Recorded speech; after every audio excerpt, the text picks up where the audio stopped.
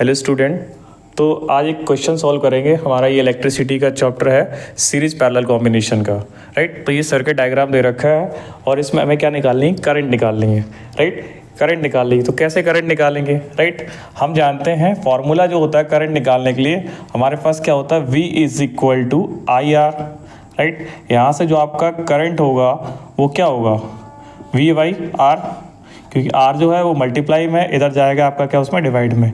ये हमारे पास करंट के लिए फॉर्मूला होता है, V is equal to I R, right. अब बात आती है कि यहाँ पर जो आपका जो रेजिस्टेंस होगा वो कितना होगा, क्योंकि यहाँ पर अलग अलग रेजिस्टेंस दिए हैं। तो मान लिया ये कितना आपका R1 है, ये आपका R2 है, ये R3 है और ये कितना आपका R4 है।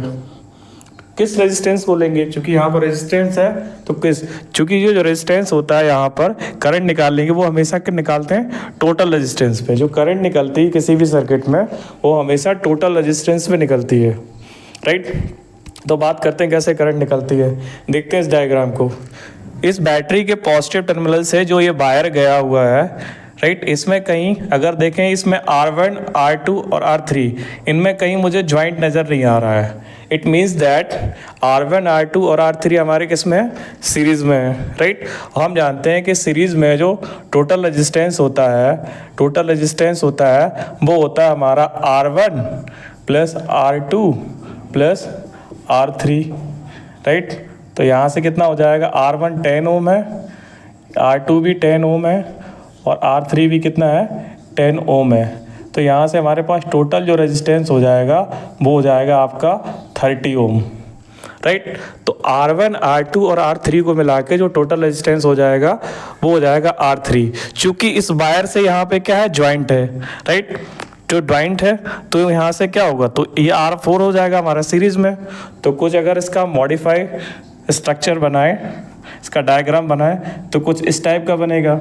R1, R2 और R3 को मिला के एक टोटल रेजिस्टेंस मिलेगा, इसका रेजिस्टेंस होगा 30, राइट। चूँकि 30 के साथ ये R4 क्या है आपका पैरेलल में है तो इसको हम लगा देंगे पैरेलल में,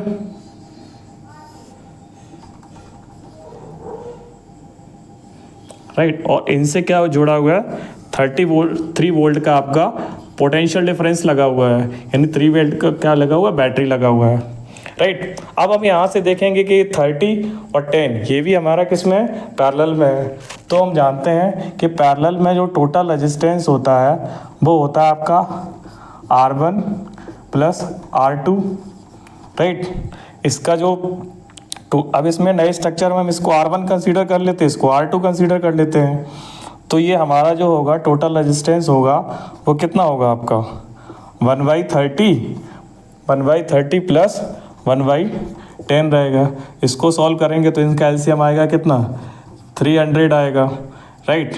तो यहाँ से कितना बचेगा आपका 10 और प्लस यहाँ से कितना बचेगा आपका 30, राइट। तो 1/RT जो हो जाएगा वो हो जाएगा आपका, इसको सॉल्व करेंगे तो ये हो जाएगा 40/300, 0 से 0 कैंसिल आउट कर देंगे, और राइट। तो RT into 4 is equal to 30, तो RT इज इक्वल टू हो जाएगा आपका 30/4, राइट। तो यहाँ से क्या निकल आया, इस ओवरऑल जो स्ट्रक्चर का हमारा टोटल रेजिस्टेंस निकला दैट इज 30/4।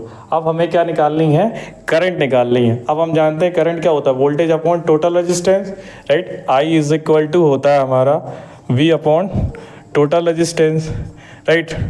तो V हमने यहाँ से दे रखा है, हमें 3 वोल्ट दे रखा है बैटरी का वोल्टेज, और RT हमें कितना दे रखा है 30/4। तो ये 4 ऊपर चला जाएगा हमारा, राइट। 4 हमारा कहाँ चला जाएगा, ऊपर चला जाएगा।